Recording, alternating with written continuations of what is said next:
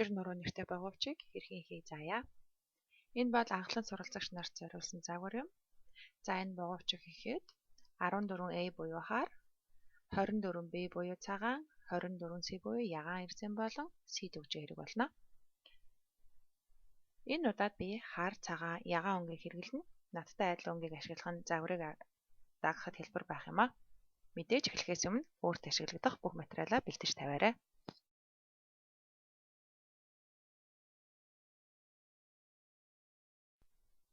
За одоо эхэлцгээе. Нэхэмлийн суурьнд харагдаж байгаа зүг өөрөөсөө эсрэг тал руу чиглүүлж таах бөгөөд хагас дугуйрсан эсрэг рүү өөрлөж чиглэсэн байх юм аа. За тэгээд 12 ширхэг E өнгө буюу хар эрзэнэ төвийн хошуудыг дагуулan байрлуулна. Голын хошуунаас эхлэн дан гинжээ холбоо үүсгэж байрлуулах юм аа.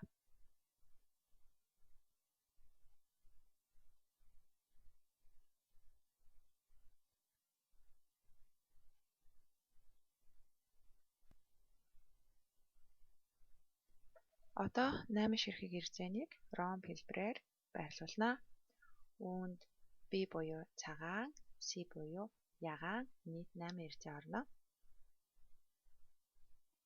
За эхний цагаан эрзэнийг төвөөс зүүн гар талын гадна талын хошуунд, хоёр дахь цагаан эрзэнийг төвөөс баруун гар талын хошуунд, гурав дахь нь зүүн гар талаас төв рүүгээ, дөрөв дахь нь төвөөсөө баруун гар тал руугаа чиглэх юм аа. Энэ бол 1, 2, 3, 4 гэсэн B буюу цагаан эрзэн. Ингээд ромб хэлбэр үүсэж байгаа юм.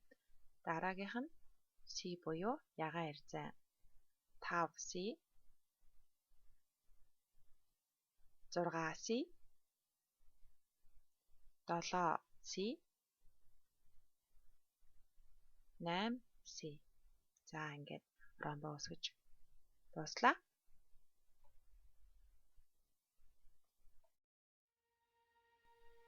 За хэрвээ дэлгэц дээрээс байрлуулах дараалал сайн харагдахгүй бол дэлгэцийн зүүн дэд болонд байгаа схемийг сайтар ажиглаарай.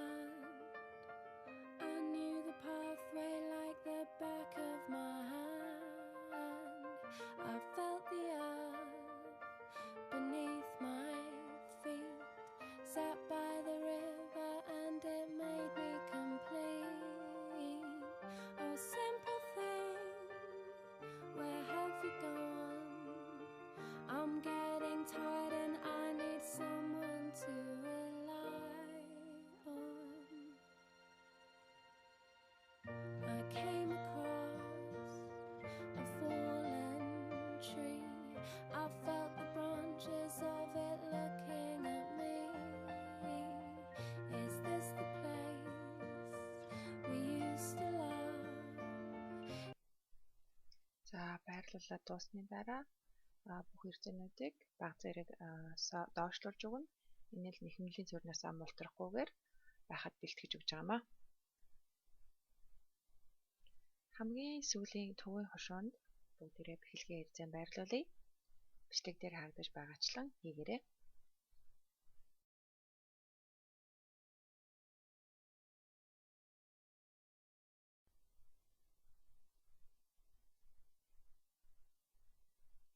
За одоо гогцоогоо татан шүлжиж эхэлье. Нэхэмлийн суурьаа эргүүлээд сүмний чиглэлийг өөрлөгөө харуулна. Дэлгэцийн болон дахь схемийг мөн сайтар ажиглаарай. За бэхэлгээ болон ашигласан эрзэнээ хоош нь түлхээд нэг дэх ягаан эрзэнийгээ татаж гаргаж ирнэ. Энэ 1 буюу C. За үүнийгээ татаж гаргаж ирээд зүүн гар талын хошуунд хэрэгүүлэн холбоно. За хоёр дахь ягаан эрзэн төвөөсөө баруун гар тал руу. За ингээд төвд байгаа хар эрзэнийг энэ бол бидний эхлээд хийсэн гинжээ холбоос юм. Үүнийг төвийн хоёр дахь хошуунд холбоно. За одоо үндсэн туслалын хэлбэртэй болсон ягаан эрзэний үзүүрт нэхэмлийн зүгөө оруулаад 3 дахь ягаан эрзэнийг татан төвийн хошуунд холбоно. Дараа нь дөрөв дахь ягаан хэрэгцээнээ төвийн хошуунд холбоно. За одоо төвийн хошуунд байрлуулсан бүх хэрэгцээнийг нэхэмлийн зүгээр хоош нь түлхэж байгаад 100 гарт талын цагаан хэрэгцээнд татаж гаргаж ирнэ. Энэ бол 6B. За хэрвээ зөв татаж гаргаж ирсэн бол бичлэг дээр үзүүлж байгаачлан хэлбэртэй харамсаж байх хэрэгтэй юм аа. За баруун гартал 7B үүнийг татаж гаргаж ирээд баруун гарталын хошуунд байрлуулна. За хэлбэр нь ингэж харагдана. Үүний дараа төвд байгаа хар хэрэгцээний татаж гаргаж ирэн 3 дахь хошуунд холбоно. Төвийн 3 дахь хошуунд холбоно.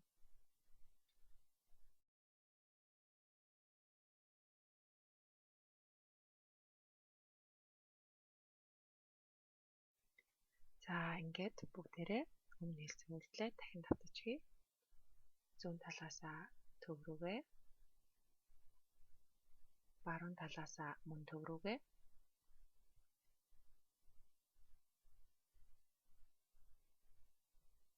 За гогцоогоо татах үедээ болгоомжтойгоор өмнөх сүлжээгээ болгоомжтойгоор хоош түлхэж байгаад гогцоогоо татаж гаргаж ирээрэй. Is this the place that I've been dreaming of? Oh, simple thing, where have you gone? I'm getting old and I need something to rely on. And if you have a minute, why don't we talk about it somewhere only we know? This could be the end of everything, so why don't we go somewhere only we know? Somewhere only we know.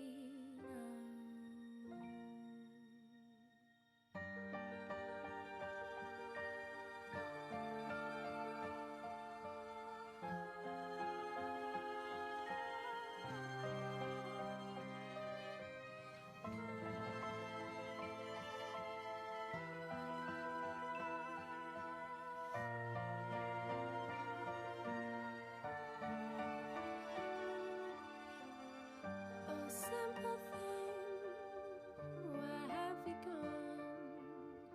I'm getting old and I need someone to rely on. So tell me when you're gonna let me in. I'm getting tired and I need somewhere to begin. And if you have a minute, why don't we go talk about it somewhere?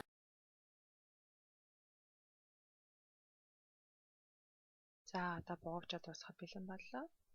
Сүүлжийн хошуунд холбогдсон эрзэнүүдийг сайтар нэгтгэхэд нэхэмлийн зүгээ оруулна. Хамгийн гол нь бүх эрзэнээ авсан хэсгээ сайтар шалгаарай. Тэгээд хар эрзэнийг нэхэмлийнхаа зүүний дэгэнд сайтар байрлуулад зүгээ буцаан татаж аавна. Энэ эрзэний давхарлаад нэхэмлийн зүүнийхаа өргөн хэсэгт нь байрлуулна. Үүнийхээ дараа хуруунуудынхаа тусламжтайгаар бугуучаа нэхэмлийнхаа суурьаас салгаж авна.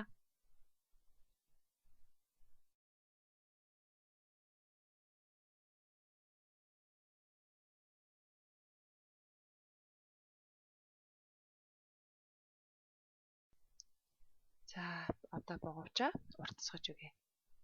Нэхэмлийн суурийн сумыг өөрөөс эсрэг чиглүүлэн тавиад дан хэмжээ холбоос хийх юм аа.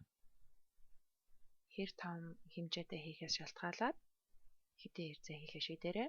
Мэдээж жижигэр бол 3-аас 4 эрзээ. Хэрвээ аав ээжтэй, найз нөхөдтэй хийж байгаа бол 5-аас 6 эрзээ байхад болно.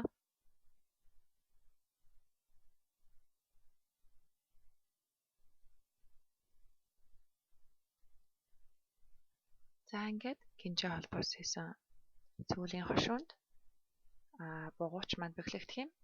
Бугуучны бэхлэгээ хийсэн эрзэнтэй талаа нэхэмлийнхаа суурьнтай холбоорой. Ингээд Тангенжийн холбоосоо татан нэхэж эхэлье.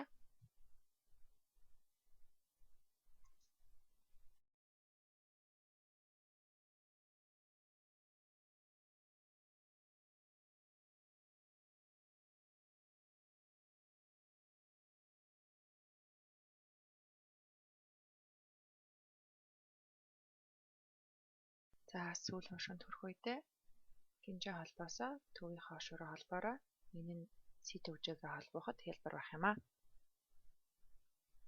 За C төвжээгээ сайтар эхэлж өгсөний дараа үүнээсээ барьж агаад сунгасан хэсгээ татаж авъя.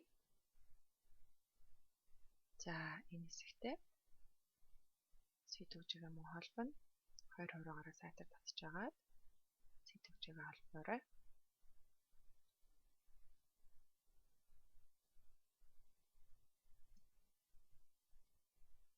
За ингээд бидний учир нуруу бугууч маань бэлэн боллоо. Амжилт хүсье.